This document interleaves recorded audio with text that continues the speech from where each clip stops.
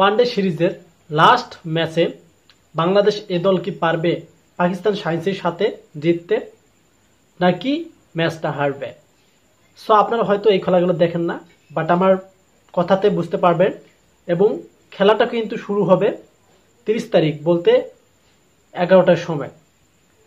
So বিষয়টা হচ্ছে, one day সিরিজটা হচ্ছে পাকিস্তানে, এদিকে আবার বাংলাদেশের যে সিনিয়র টিম শান্তরা, তারাও কিন্তু টেস্ট খেলতেছে। তবে এ দল একটা, সিনিয়র দল একটা, এটার মধ্যে কিন্তু ডিফারেন্স আছে। সো এ দলের মধ্যে কারা খেলতেছে? তাওহিদ হৃদয়, সৌম্য সরকার এবং তার সাথে সাথে আছেন মোসাদ্দেক হুসাইন, সাইফুদ্দিন, আরও যে বলারগুলো ব্যাটিং করো।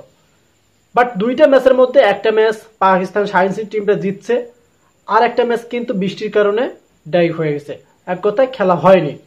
এবং লাস্ট যে ওডিআই ম্যাচটা, সেটা কিন্তু 30 তারিখে 11টার সময় শুরু হবে। সো বিষয়টা হচ্ছে, বাংলাদেশ কতটুকু আশাবাদী এবং আমরা কতটুকু আশাবাদী যে বাংলাদেশ এই ম্যাচটা জিততে পারবে। এখন যদি এই ম্যাচটা বাংলাদেশ জেতে, তাহলে কিন্তু ওডিআই সিরিজটার মধ্যে 1-1 ব্যবধান হয়ে যাচ্ছে। আর যদি বাংলাদেশ টিম হারে, তাহলে কিন্তু সিরিজটা জিতে যাবে পাকিস্তান সায়েন্সের টিম। সো এই কারণে বাংলাদেশকে প্রথমত যদি ব্যাটিংয়ে তারা সিদ্ধান্ত নেয়, টসে যদি ব্যাটিংয়ের সিদ্ধান্ত নেন, তাদের অবশ্যই টার্গেট থাকবে, যেহেতু 300 বলের খেলা, 280-250-এর উপর রান করা। কেননা পাকিস্তান সায়েন্সের টিমটার কিন্তু ভালো ভালো ব্যাটসম্যান আছে, বলার আছে। ওই সিনিয়র টিমের, পাকিস্তানের যে সিনিয়র টিমটা আছে, সেখান থেকেও কিন্তু কিছু ব্যাটসম্যান আছে।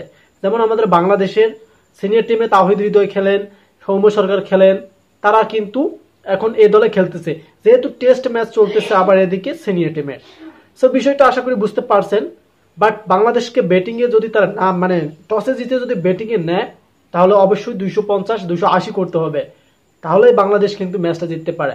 আর এদিকে যদি ফিল্ডিং এর সিদ্ধান্ত নেয়, এক কথায় টসে জিতে বা টসে হেরে, তাহলে অবশ্যই বিপরীত টিম পাকিস্তানকে রানের গতিটা কমিয়ে রাখতে হবে, 250-এর নিচে রাখতে হবে।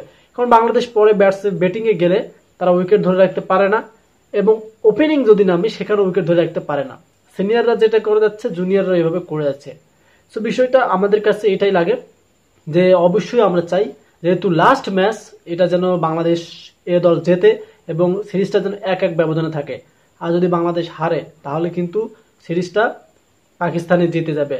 সো যেহেতু খেলা 11টার সময় শুরু, দেখা যাক বাংলাদেশ কিরকম পারফরমেন্স করে এবং পাকিস্তান সায়েন্সের টিমটা কিরকম করে। সো অবশ্যই এটা নিয়েও ভিডিও আসবে।